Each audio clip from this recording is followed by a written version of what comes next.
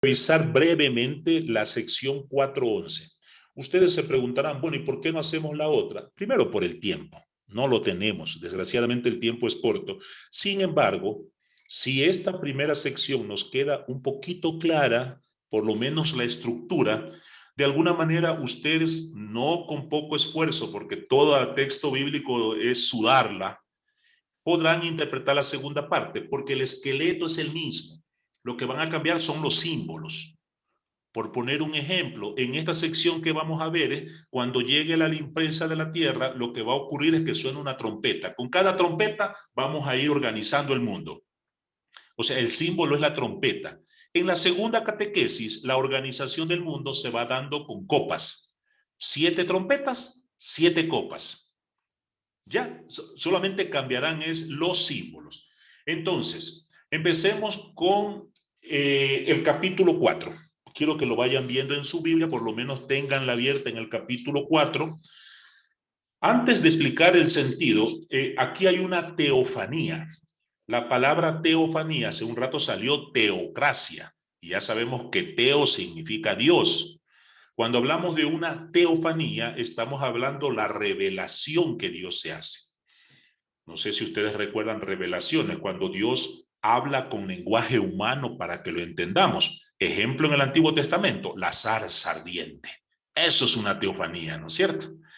Ya, Juan, en el libro del Apocalipsis, como son 4 secciones, yo les he explicado 4 secciones, la introducción, capítulo 1 al 3, esta que estamos viendo, capítulo 4 al 11, la tercera, que es la del dragón, capítulos 12 al 20, y la Nueva Jerusalén o conclusión, que sería capítulo 21-22.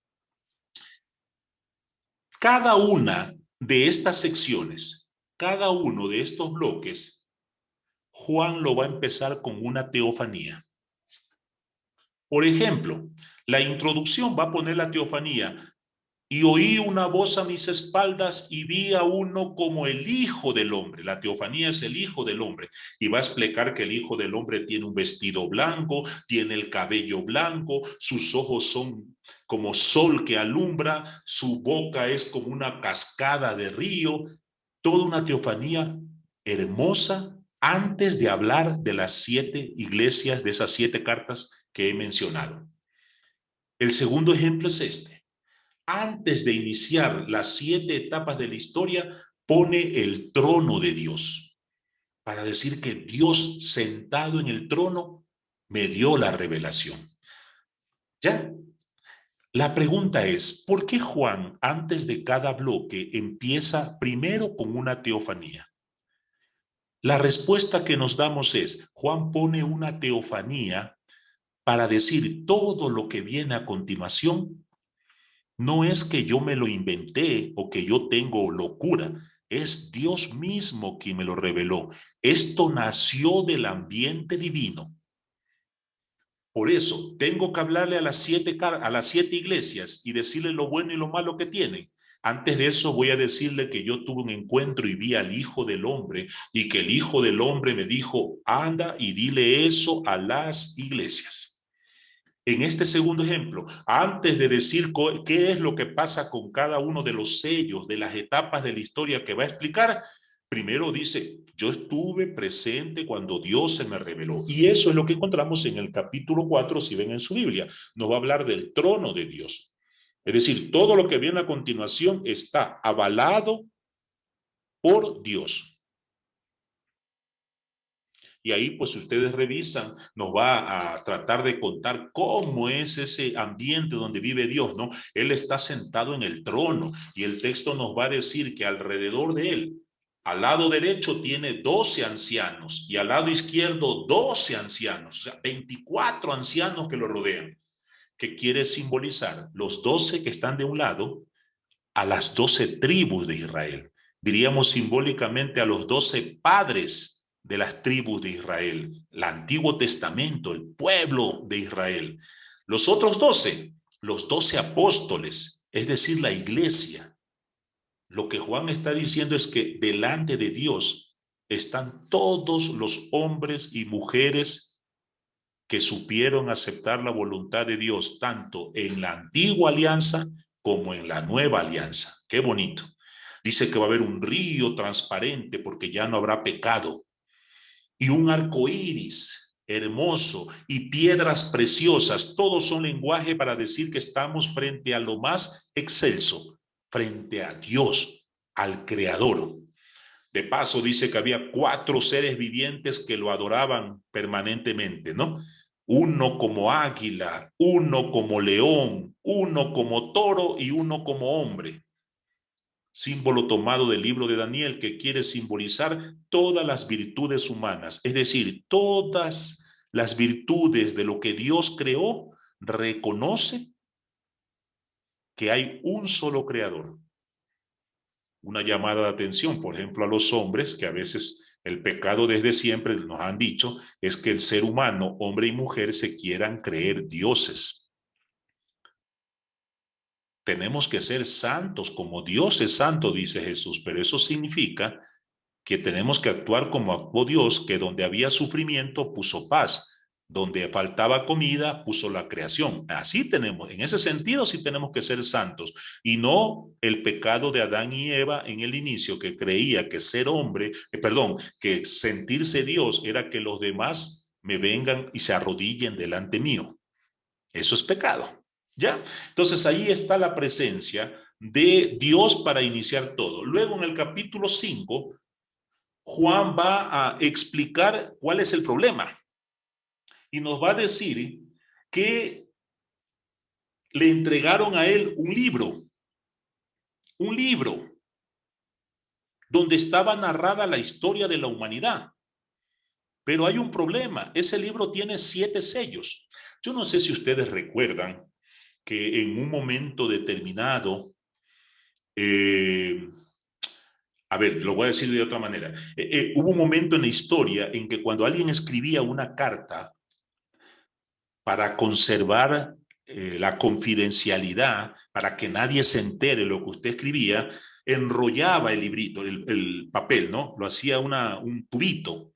Y cuando ya terminaba, regaba cera, parafina, de una vela que se quemaba, regaba eso y dejaba que se seque. Y entonces ese sello, de alguna manera, garantizaba el secreto de lo que usted había escrito. Si alguien intentaba leer, tenía que romper eso y ahí todo el mundo se daba cuenta. ¿Ya? Juan utiliza ese símbolo para decir que la historia no tiene un sello que lo tape, tiene 7 sellos.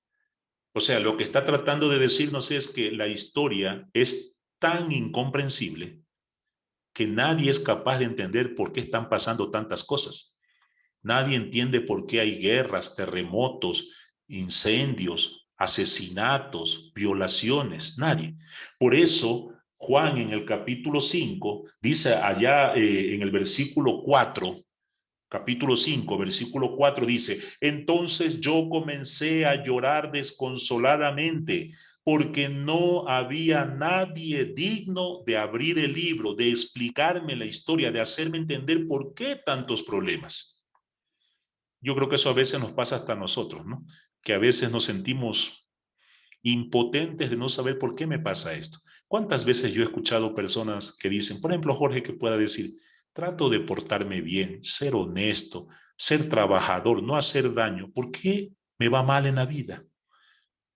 ¿Por qué si trato de ser buena gente los demás me pagan mal? ¿Por qué si yo no trato de hacerle daño a nadie, termina muriéndose un hijo o un papá con el COVID y no se muere un delincuente que sería mejor? A veces se nos vienen esas tentaciones, ¿no? Y lloramos desconsolados. Y entonces el texto bíblico, versículo 5, sigo en el capítulo 5, versículo 5. Entonces uno de los ancianos me dijo, no llores, Jorge, pues ya venció el león de la tribu de Judá, el retoño de David. Él abrirá el libro. Ese retoño de la tribu de Judá, ese es Jesucristo. A la luz de Jesucristo podemos entender lo que pasa en la historia de nuestros pueblos y en nuestra historia personal. Y ya con eso Juan nos va a dejar claro, ahora el que va a empezar a abrir los sellos es el Señor Jesucristo. Es decir, queremos interpretar la historia, veámoslo a través de los ojos de Jesucristo. El error que cometemos es querer dar respuestas humanas. Tenemos que dar una respuesta desde nuestra fe como cristianos.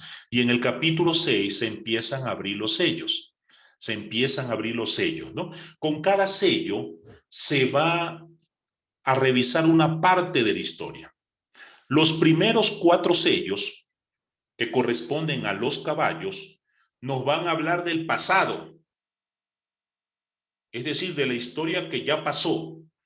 El quinto sello, donde aparece un altar de mártires, hablará del presente obviamente de Juan, que está viviendo la persecución que hizo Nerón.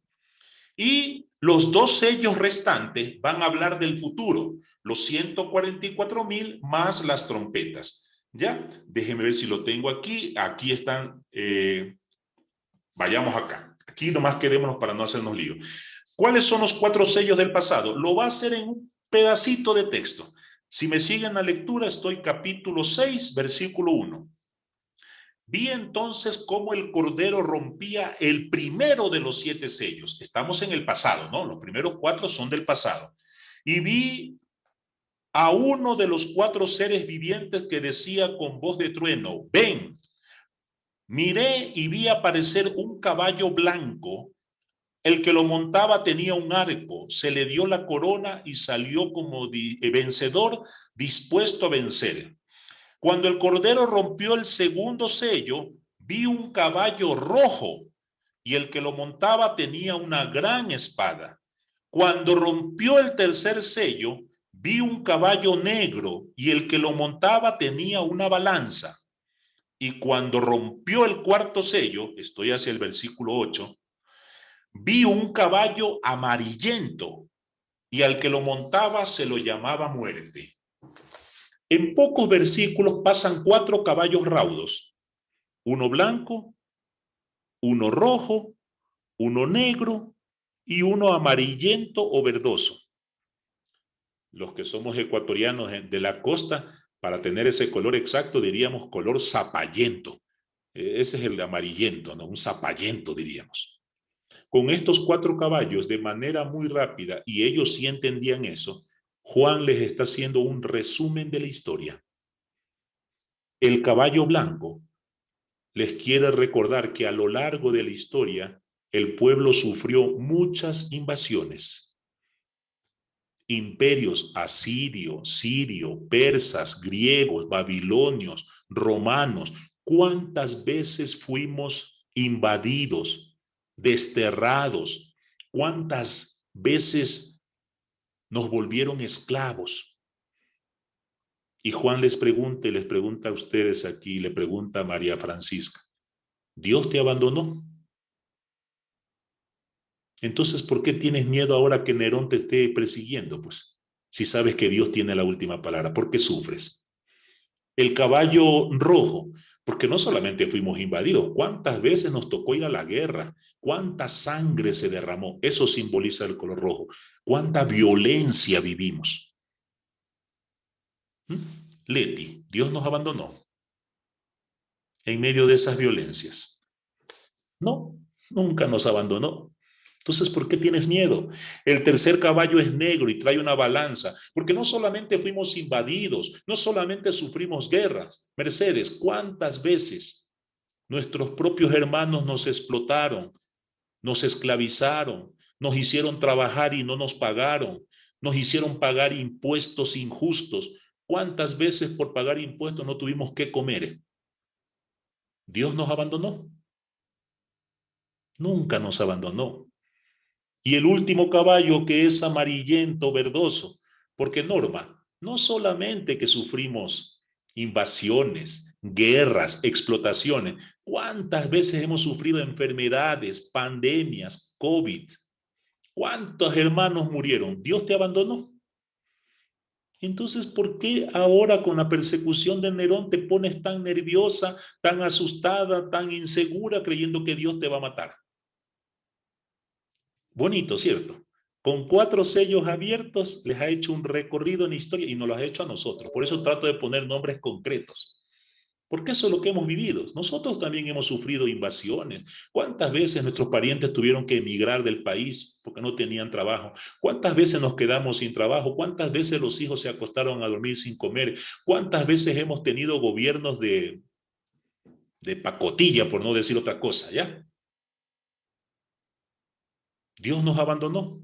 No. Cuando se abre el quinto sello, ya Juan no está en el pasado, Juan se para en el presente y como lo vamos a leer, vea, es clarito que está en el presente. Dice, versículo 9, cuando el Cordero rompió el quinto sello, vi debajo del altar, ya eso nos recuerda al mundo cristiano, altar, Eucaristía, celebración. Vi debajo del altar con vida a los degollados por anunciar la palabra de Dios. Los mártires son todos los que Nerón había matado, son todos los que habían sido asesinados por vivir como cristianos, por haber dado un testimonio. Versículo 10. Y gritaban con fuerte voz diciendo, Señor, que eres santo y siempre vives la verdad, ¿cuándo nos vas a hacer justicia y vas a vengar la muerte que estamos sufriendo? Esa voz es la voz de la comunidad. Es la voz que a veces se nos ocurre lanzar desde nuestra realidad. ¿No? Señor Dios Santo, ¿hasta cuándo? ¿Hasta cuándo soportamos gobiernos que solo piensan en ellos? ¿Hasta cuándo los pobres estamos en la última lista para las vacunas? ¿Hasta cuándo vamos a tener que trabajar por un sueldo miserable que a duras penas nos hace vivir y sin esperanza de salir de esto?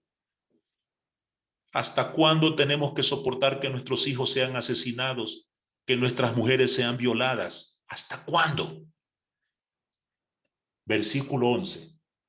Y el ángel les dijo, a los que han muerto se les ha entregado un vestido blanco y van a esperar todavía un poco hasta que se complete el número de sus compañeros. Ojo, todos los que han sufrido, todos los que han muerto víctimas, no ha sido una muerte en vano. Tienen un vestido blanco. Simboliza que están ya disfrutando del reino de Dios. Y lo que nos toca hacer a nosotros es esperar un poco. Falta completar el número, pero ya mismo se completa y vamos a iniciar la última etapa de la vida, de la historia. Entonces, los 2 últimos sellos van a representar el futuro. Versículo 12. Cuando el Cordero rompió el sexto sello, vi que se producía un violento terremoto. El sol se volvió negro como un tejido de crin, la luna se volvió como sangre, las estrellas del cielo se cayeron cual higuera que suelta sus higos, el cielo se replegó como un pergamino. Esto es lenguaje apocalíptico, ¿no? Esta es la parte que a muchos de nuestros hermanos y hermanas les mete miedo, ¿no? Uno escucha creyentes que dicen, es que ya se va a acabar el mundo, ya se están cumpliendo los signos del apocalipsis, vean, ya hay terremotos, ya hay pandemias, yo escuché que nació una gallina con cabeza de pato. Sí, ya los papás no respetan a los hijos le pegan a los papás, ya es señal de que se acabe el mundo. No, no. Terremotos, guerras, desgracias siempre han habido en la historia y no son señal de nada. Juan está usando un lenguaje apocalíptico. Es decir, ahora que Dios se hace presente, toda la naturaleza tiembla. Yo a veces pongo este ejemplo, ¿no? Imagínese que en este momento Lauren me interrumpe y dice, José, te interrumpo porque el Papa va viajando a Irak y se enteró de este curso y quiere intervenir un momento con ustedes. Y entonces sale el Papa aquí hablándonos, Francisco, alguna de ustedes se pone temblorosita, otra media que se desmaya, otra va a buscar rápido su cámara para tomar una foto. Y José Guerra, ya cállate, José, ya no nos importa, está el Papa aquí, el Papa es más importante que vos. Entonces yo le apago mi computador. ¿Sí? Alguna va corriendo a avisarle a las vecinas, vengan a mi cámara que el Papa nos va a mandar un saludo a todas. Es solo un género literario. Ahora que Dios, el creador, se va a hacer presente, la naturaleza tiembla. Las estrellas se ponen nerviositas, las montañas se les seca la garganta, porque Dios va a hablar. ¿Me explico? Y a renglón seguido lo resumo porque voy a volver luego sobre los 144,000. Suena la sexta trompeta. ¿Qué es lo primero que Dios va a hacer antes de limpiar la tierra? Separar gente. Claro, no es que la inmensa mayoría somos buenos. Va a separar 144,000. ¿Qué es 144,000? Es un número simbólico. Es la multiplicación de 12 por 12. Hace un rato que vimos el trono de Dios, 12 se lo sumaba a 12 para dar 24 ancianos que están adorando a Dios en el trono. Y dijimos que representan las tribus de Israel y los apóstoles de la iglesia. O sea, todos. Ahora Juan utiliza el mismo símbolo, pero ampliado, porque va a decir que es no 12 más 12, sino 12 por 12, 144, y le va a meter el número 1000. El 1000 en la Biblia, hermanas, compañeras, amigas, el 1000 simboliza una cantidad incontable. Para los que les gusta las matemáticas, no sé si usted recuerda cuando en matemáticas estábamos haciendo ejercicios y nos mandaban a elevar a las potencias. Y de vez en cuando el profesor decía, elévenlo a la enésima potencia. Eso era al infinito. Eso simboliza el 1000, la enésima potencia. No es como algunos creen, es que ya llega el año 2000. ¿Se acuerdan cuando llegaba el 2000, que ya se acababa el mundo? Y nos quedamos con los churos hechos porque no habla de una cantidad concreta, es un número cairológico, no cronológico. Entonces, ahora, ¿qué nos va a decir? Que los que se van a salvar, suena la sexta trompeta, lo primero que va a hacer el ángel es, vamos a ver los que se salvan. ¿Quiénes son los que se salvan? Una inmensa muchedumbre del pueblo de Israel, antigua alianza, una inmensa muchedumbre de cristianos y cristianas de la iglesia de la nueva alianza, y multiplicado por 1000, la mayor cantidad. Falso cuando alguien lee mal esto y cree que los que van a salvar son poquitos. Y nos hemos metido en una pelea boba porque dicen los testigos de Jehová que ellos son los únicos que se van a salvar. Y los adventistas juran, no, seremos nosotros los que nos vamos a salvar. Y los católicos decimos, callen, locos, ustedes son locos, fanáticos, los que nos vamos a salvar somos nosotros. Como que si el Señor nos va a salvar por pertenecer a la iglesia determinada. Oiga, y si todavía le parece poco, le invito a que lean en el versículo 9, capítulo 7, versículo 9.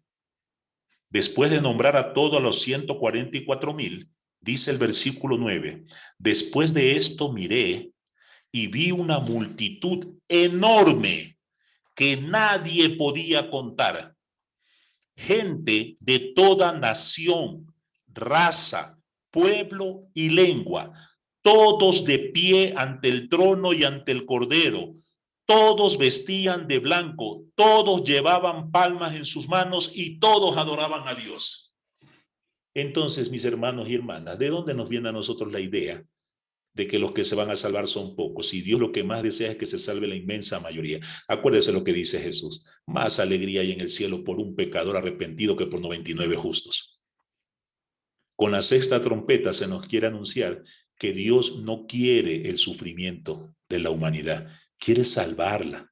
A mí me encanta la frase que dice Jesús en el Evangelio de Juan, creo que está en el capítulo 17, cuando Jesús, mirando hacia el cielo y rezándole al Padre, dice: Padre, a todos los he salvado, a todos los he cuidado, y todos se han salvado, todos menos uno, aquel que no quiso salvarse. Porque es que Dios no condena, uno decide eso. Por eso yo digo a veces, Judas tenía perdón de Dios, claro que tenía, si Dios siempre quiere perdonarnos. El problema no es que Dios no quiera perdonar, el problema es que usted se deje perdonar, el problema es que usted se deje amar. No crea que es Dios el que le va a negar la salvación. El problema es que usted crea en Él, confíe en Él. Y luego viene el séptimo sello, que ya está en el capítulo 8. Y con el leo 8 versículo 1, y cuando finalmente el Cordero rompió el séptimo sello, se hizo en el cielo un silencio como de media hora y empiezan a sonar trompetas. Cada trompeta va a limpiar una parte de la tierra que está sucia. Entonces, voy a poner de ejemplo solo la primera trompeta. Capítulo 8, versículo 7. Capítulo 8, versículo 7. Sonó la primera trompeta y cayó sobre la tierra granizo y fuego mezclado con sangre. Fue quemada la tercera parte de la tierra, de los árboles y de la hierba. Y aquí viene otro problema, ¿cierto? No falta el que lee. Ahí está. Dios va a destruir la tierra. ¿Lo está diciendo el texto sagrado o no? Que va a caer granizo y va a destruir. Sí, pero el texto dice una tercera parte. Hace un rato alguien en la mañanita, alguien le preguntaba a Lauren, ¿qué significa el número 7? Y le respondieron que el 7 significaba perfección, ¿verdad? Es decir, todo número que no llega a 7 será considerado imperfecto. El Apocalipsis va a tener dos números para hablar de imperfección. El 6, por eso va a hablar del 666. A rato dice que los ángeles solo tienen 6 alas. No tienen alas perfectas, porque el único que tiene alas perfectas es Dios. Los ángeles son criaturas, por eso tienen 6 alitas nomás. ¿Sí? El dragón donde está sentada la prostituta tiene 6 cabecitas. No, ese sí tiene 7 cabezas, señal de maldad. Bueno, el otro número, que es el que me interesa, aparte del 6, es la mitad de 7. ¿Cuánto es la mitad de 7? 3,5. El 3,5 siempre será imperfección. Si a alguien no le queda claro, luego me avisa y yo lo vuelvo a repetir, ¿no? La mitad de 7 es 3,5 y el 3,5 significa imperfección. Va a aparecer de diferentes formas en el texto. Va a aparecer de esta forma, vaya sumando. Dice el texto, un tiempo, 2 tiempos, medio tiempo. ¿Cuánto suma? 3,5 tiempos. Va a aparecer con este número. Y hubo una oscuridad 42 meses. 42 meses, ¿cuánto corresponden años? Sumen, 12 más 12 más 12, 36. Y medio año que son 6, 36 más 6, 42. 42 meses corresponde a 3 años y medio. O va a aparecer, entonces hubo oscuridad 1400, creo que dice 1420 días. Corresponde a 3 años y medio. ¿Hasta ahí se sigue, Sandra? ¿Sí está claro eso? Sí, Sandra, muy bien. Voy a dar un pasito más. No siempre imperfecto significa malo. A veces imperfecto puede ser esperanza, como es este caso. Bueno, hay una cuarta forma, ¿no? Aquí dice que es una tercera parte de los árboles. Una tercera parte de un todo corresponde a 3,5. De vez en cuando la imperfección es esperanza. No es para sufrir, es para alegrarse. Antes de explicar el texto, vamos a algo. Norma Torres. Usted sabe cocinar, me imagino. No sé si conoce el verbo cocinar, olla. Sí, ¿no es cierto? De vez en cuando usted va a hacerse una sopa con papas. Usted compra 2 libras de papa, ¿no es cierto? Y coge su cuchillo y empieza a pelar la papa. Varias veces les habrá pasado que cuando usted pela la papa, al terminar encuentra que tiene un ojito negro allí de algo dañado, ¿cierto? ¿Qué hace usted? Coge el cuchillo, la puntita y le va haciendo huequitos para sacar. ¿La intención es dañar la papa? No, la intención es sacar la parte dañada para aprovechar la papa. Eso es lo que el texto nos dice. Hay una parte de los árboles, de la hierba, de los mares, de los seres humanos que libremente se ha dañado, se ha corrompido. Y si queremos limpiar la tierra y aprovechar la mayor cantidad de la papa, hay que limpiar esa parte dañada. Por eso el texto especifica con claridad en todas las trompetas. Lo que se va a limpiar es una tercera parte, es decir, una parte imperfecta, una parte chiquita. No es para que Nelly te pongas asustada, es para que te llenes de paz. No es la tierra la que va a sufrir. No son los árboles los que van a ser destruidos, no es la humanidad la que va a ser destruida, sino esa pequeñita parte que necesitamos extirpar en beneficio de todos. Y así irán sonando cada una de las trompetas hasta dejar la tierra limpia y entonces podremos habitar en ellas. Eso es lo que he puesto allí en esas trompetas. Y ahora, para terminar este tema, que nos queda poco tiempo, vamos a analizar algunos símbolos, digamos, por separado, pero desde la perspectiva de la esperanza. Sí, desde la perspectiva. Algunos ya los he nombrado, pero quiero volver a leerlos en el afán de darle como una aplicación en nuestro tiempo visto desde la esperanza. Empecemos por estos 4 jinetes que hemos nombrado, ¿no? O estos 4 caballos, el negro, el rojo, el blanco y el amarillento o verdoso. Estas imágenes de los caballos vienen desde el profeta Zacarías y cada uno de esos caballos simboliza una realidad de sufrimiento que hemos tenido. Eso lo hemos dicho ya. Invasiones, guerras, explotaciones, enfermedades. Pero lo interesante del texto es que estos caballos no se detienen. Los caballos pasan. Vi un caballo que pasó, vino y se fue, porque la maldad no es permanente. Lo único permanente es el amor de Dios. Y esta mañana, empezando, yo les decía, para ubicar todo el texto, en la alianza, cuando Dios hizo la alianza con su pueblo y hace la alianza con nosotros, Dios nos promete una y otra vez, yo estaré contigo. Yo seré Emmanuel, Dios con ustedes. El Espíritu Santo los acompañará todos los días de su vida. Y esa es la esperanza. No nos quedemos tanto viendo las invasiones, las guerras, las opresiones, las enfermedades, la muerte.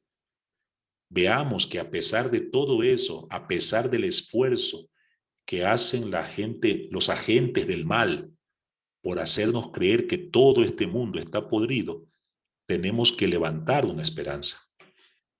Usted habrá escuchado mucha gente, sobre todo gente a veces mayor, que dice, ya este mundo está podrido, ya este mundo está contaminado. No falta aquel mentiroso, o yo no sé si ingenuo, que siempre anda diciendo, antes no era así. Antes había respeto, antes la gente era buena, antes se amarraban a los perros con las salchichas y amanecían las salchichas. Ahora todo está podrido, ya esta humanidad, ya no, mentira. Cada tiempo tuvo su propia experiencia. Lo que nosotros tenemos que destacar en nuestras comunidades es que estas cosas malas van pasando, que a ratos, y yo por ejemplo soy de los que creo en este momento en concreto, la gran tarea de la iglesia como iglesia es aprender a resistir. Quizás no es tiempo de empezar nuevas acciones, quizás es tiempo de reforzar nuestras comunidades, nuestras familias, de tratar de mantenernos unidos hasta que pase este chaparrón que estamos viviendo. Darnos apoyo mutuo, animarnos, compartir la mesa, compartir la oración, compartir la vida, no aislarnos, no separarnos. Por eso muchas personas hemos cuestionado, no nos vengan a hablar de distanciamiento social, yo no me quiero alejar de la gente, yo no quiero tener miedo, yo no quiero mirar al otro como extraño, como enemigo, como peligro. Sí, por respeto voy a mantener una distancia física, pero hoy más que nunca usemos ese celular para una llamada, para compartir cómo estás, te siento bien, tomémonos un café aunque sea virtualmente, tú allá y yo acá, pero no te sientas solo. A mí me encanta lo que decía, ¿quién era? Sui Generis, esta banda argentina, cuando dice, ¿quién dijo que todo está perdido? Aquí estamos los católicos para ofrecer nuestro corazón. ¿Sí? El segundo símbolo es este bendito símbolo que tantos problemas ha causado, ¿no? Los 144,000 que se van a salvar. Bueno, ya lo adelantamos que los que se van a salvar no son un poquito, somos la inmensa mayoría y vayamos llevando esa buena noticia. Fernando, anda a decirle a la gente, sobre todo aquellos que están desanimados, no todo está perdido, Dios todavía apuesta por ti, Dios te ama. Lo único que te pide es déjate amar que no duele. Los 144,000 somos muchos, somos la inmensa mayoría. A diferencia de lo que muchos quisieran, la salvación no está restringida. La salvación es para todo. Dios no quiere ni condenar gente ni destruir pueblos. Ahora bien, ¿para qué son salvados estos 144,000? Esta es la parte que voy a agregar ahora, ¿no? Hay dos teorías, o dos teologías más bien, dos posturas teológicas respecto a los 144,000. El uno es la teología del arrebatamiento y la otra es la teología de la militancia. Propiamente, digámoslo en términos teóricos, el arrebatamiento es teología protestante, evangélica. Y la militancia es una teología que más se mueve en el mundo católico. ¿Qué es la teología del arrebatamiento?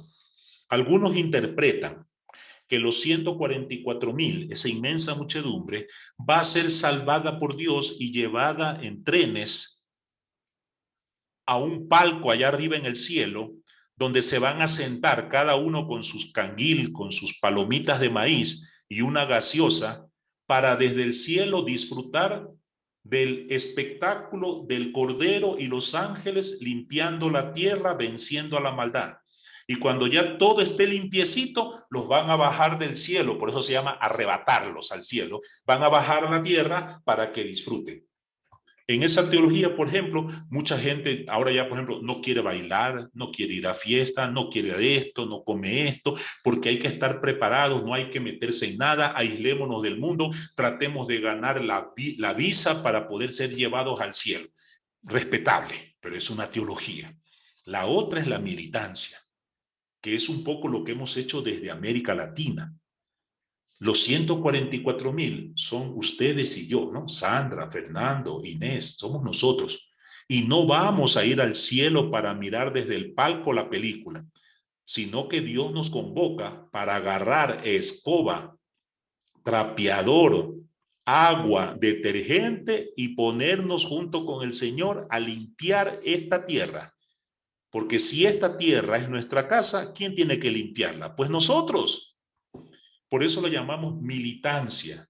Por eso, de alguna manera, nuestra preocupación de contribuir desde ahora a que se vaya haciendo realidad esto. ¿A través de qué? De la educación, que del comedor popular, que de la atención a los ancianos, que desde el hospicio donde se recogen niños, que el trabajo con las trabajadoras sexuales, que las clínicas en las que ayudamos a rehabilitar drogadictos. Todo lo que podamos hacer para aumentar el número de los 144,000 que se vayan a salvar. Así que, dado que nosotros somos parte de esta iglesia, no podemos aislarnos del mundo y creer que el mundo está podrido y me voy a encerrar aquí con 4 o 5 personas tratando de vivir el evangelio entre nosotros. Sería una tentación. Tenemos que salir a volvernos fermento, trigos en medio de cizañas, tratando de que la cizaña se vuelva trigo. ¿Ya? La bestia, la bestia, el 666, ese número se menciona solo una vez, ¿no? Capítulo 13, versículo 18. Y dice que el 666 es una de las dos bestias que sirven al dragón. El dragón es el diablo, ¿no? Satanás. Satanás, ¿cómo ejerce su poder de maldad en este mundo? A través de dos bestias que le sirven a él. La una bestia es esta, el 666, que corresponde al poder político, a ese poder político que en el mundo pues sigue causando daño, opresión, marginación, etcétera. Pero hay otra bestia que sería el poder religioso, porque de vez en cuando nosotros usamos la religión para manipular y decirle a la gente, sufre en la tierra que en el cielo va a disfrutar. Usted sea como Lázaro, no importa que en la tierra lo apaleen, lo maltraten, luego en el cielo estará feliz. Y eso es una religión que no deberíamos seguir enseñando. La religión debe ser un espacio de liberación, donde tomo conciencia de mi dignidad de hijo de Dios y de la dignidad de hijos de Dios de mi prójimo, y tratar de vivir juntos respetándonos, ayudándonos y liberándonos de toda forma de injusticia.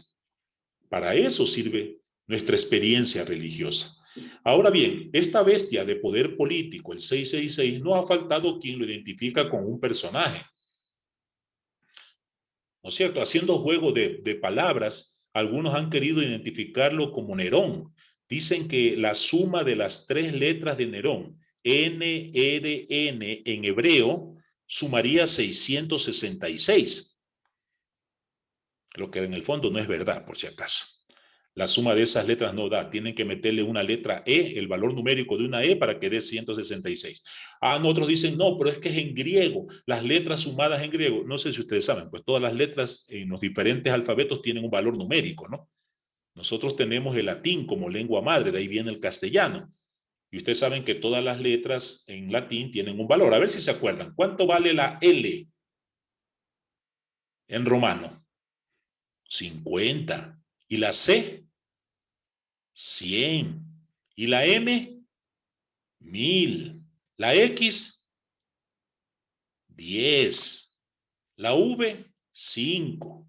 Todas las letras tienen un valor. Entonces dice, la suma de todas esas letras daría el nombre de un emperador, se refiere a un emperador. Y hay una serie de hipótesis que no vale la pena meterse porque ninguna de ellas es totalmente convincente. Lo que sí podemos decir es que cuando Juan se refiere a que la bestia tiene el número 666, nos quiere decir dos cosas. Número uno, lo dije hace un rato, el 6 es un número imperfecto. Y el 3 significa totalidad. ¿Por qué el 3 es totalidad en la Biblia? Porque refleja el cielo, la tierra y los abismos. El cosmos para los judíos tenía tres esferas: el cielo donde vive Dios, la tierra donde habitamos los seres vivos y los abismos donde habitan los muertos. La totalidad de Dios es el Padre, el Hijo y el Espíritu Santo, la Santísima Trinidad. Entonces, cuando Juan dice que el número de la bestia es el 666, está jugando con dos símbolos: el 3 de totalidad y el 6 de imperfección. O sea, el 666 es un personaje totalmente imperfecto, cruel, malo, ruin. En su época sí pudo haber sido Nerón, porque era el que estaba causando muerte, pero en cada época siempre hay alguien que causa dolor, y no es para señalarlo con nombre y apellido como hacen algunos de manera grosera, diciendo es el Papa, es este hombre, es el de acá. No, no, no. No se trata de eso, no se trata de identificar al personaje, se trata de decirle a la gente, cada época tiene su personaje cruel, pero siempre serán derrotados por el Señor. No fijamos nuestra vista en el personaje cruel, sino en que Dios va a actuar. Nuestra tarea entonces es confiar en Dios y no caer en la tentación de actuar mal con el otro. Y finalmente, para ir terminando hoy, tenemos a la prostituta de Babilonia, otro personaje que ha traído cuestionamientos, capítulo 17. Digamos de entrada que para los judíos Babilonia es sinónimo de sufrimiento. Hace un rato hablábamos de los argentinos, ¿no?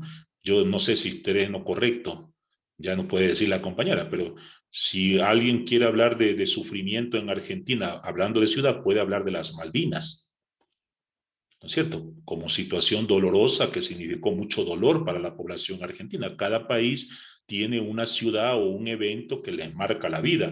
Si aquí hay colombianos, yo digo que cuando en Colombia se menciona ese Nevado Ruiz, que cuando erupcionó se fue llevando a esa niña Mayra y miles de muertos, pueblos que desaparecieron, eso trae recuerdos dolorosos. Para los judíos, Babilonia era el recuerdo más doloroso porque en el 587 Babilonia invadió la tierra y los desterró e hizo que Israel pierda toda su autonomía, su rey, su pueblo, su libertad, su tierra. Era el momento más duro.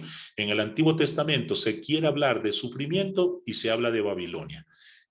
¿Ya? Y ahora Juan utiliza la figura de la Babilonia, de la prostituta que es Babilonia, para identificar un sufrimiento que ellos están viviendo.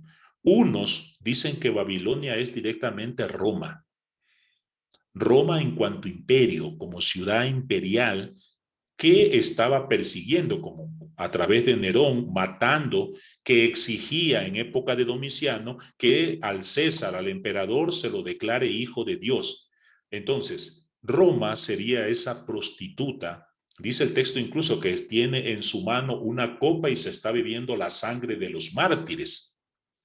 Roma sería esa prostituta pervertida, idólatra, que vive el desenfreno y quiere llevar a todos al desenfreno.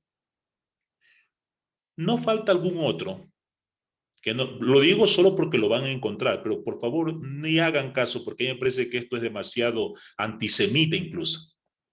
Hay otros que quieren identificar a Babilonia o a la prostituta con la Jerusalén de los judíos para ponerla en sentido contrario a la nueva Jerusalén que sería la iglesia cristiana. A mí me parece una interpretación un poquito dolorosa, pero hay que nombrarla.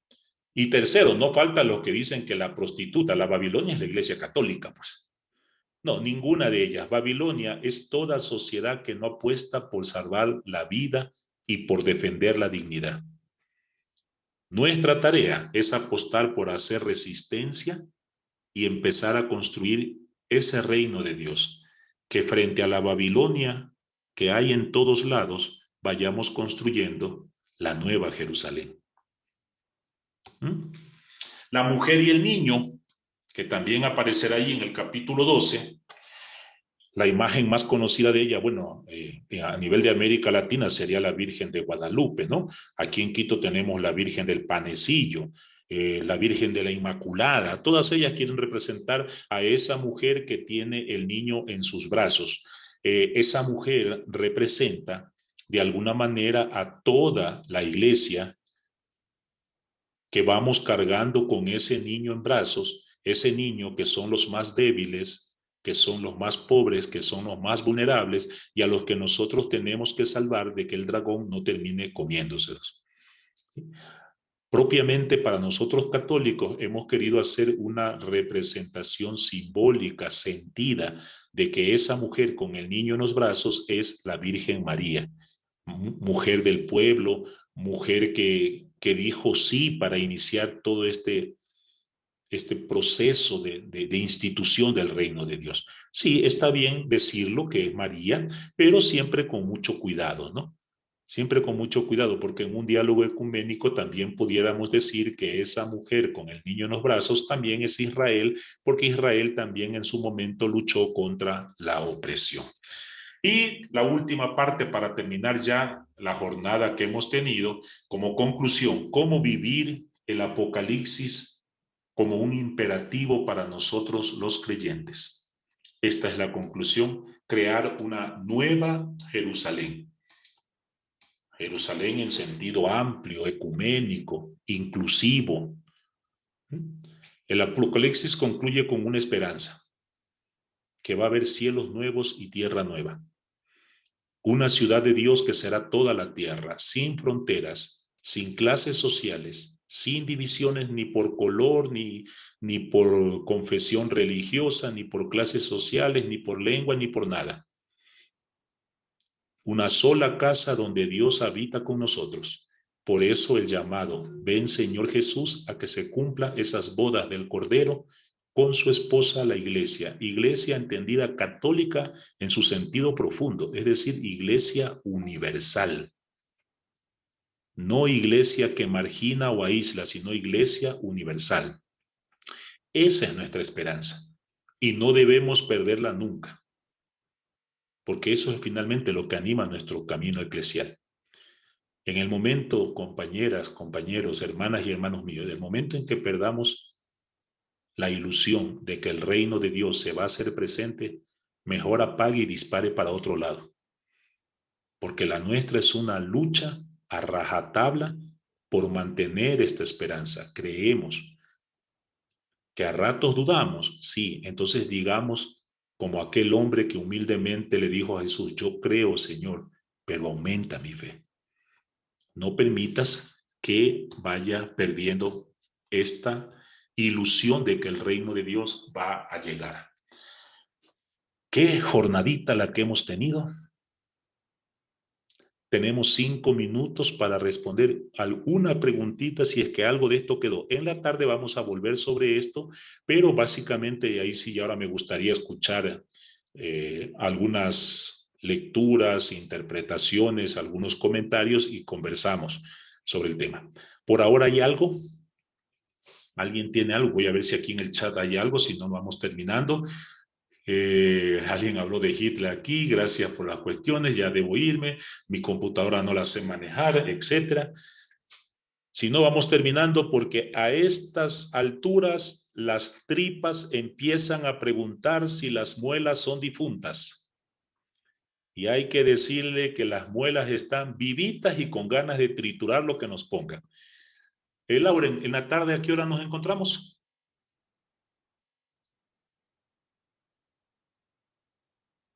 Alguien pregunta, Carmen, y pregunta, a ver, veamos la pregunta completa a las 3 de la tarde, listo. A las 3 nos vemos. A ver, dice, ¿por qué no podemos hablar de Babilonia actual, el aborto? Bueno, Babilonia hace referencia a quien produciría el aborto propiamente, ¿no? Eh, yo creo que ese tema es muy peliagudo, muy complicado de hablar. A mí cuando me piden que hable de ese tema, digo, yo hablo, pero hablo del aborto masculino. Yo no hablo del aborto femenino porque no soy mujer y porque quiero, como Jesús, decir, mujer, si nadie te condenó, yo tampoco te condeno, vete en paz. No lo vuelvas a hacer porque está mal hecho, pero yo no te condeno. Prefiero hablar del aborto masculino porque creo que nos estamos lavando la mano los varones. Yo creo que de cada 10 abortos, 7 u 8 tienen que ver con varones, que presionamos, obligamos, empujamos al aborto. Y me parece de por sí ya una terrible injusticia que a una mujer que pasa por algo tan traumático y doloroso, porque el aborto me imagino que no será fácil, encima tenga yo que restregarle en la cara lo mal que ha hecho.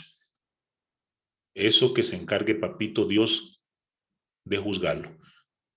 Pero no voy a lavarme las manos como varón creyendo que eso es un pecado de mujer. Nosotros los varones tenemos mucho que rendir cuentas en ese tema. Lo otro sí es medio complicado. Procuremos no ponerles nombres concretos porque cometeríamos el error que han cometido mucho, de no entender de que el problema, el tema fundamental aquí no es el pecado en sí mismo, sino la esperanza que Dios nos quiere dar, que más allá del pecado, de la desgracia, de la muerte, siempre la última palabra la tiene Dios y es palabra de esperanza. Y eso es lo que tenemos que ser, misioneros de la esperanza, no terroristas que van mandando al infierno a todo el mundo. ¿Sí? Basta de bullying religioso. Es tiempo de esperanza. Hoy necesitamos esperanza. Muerte ya hemos tenido bastante. Estamos viviendo situaciones de muerte todavía. Ya. Lauren, a las 3 entonces, ¿verdad?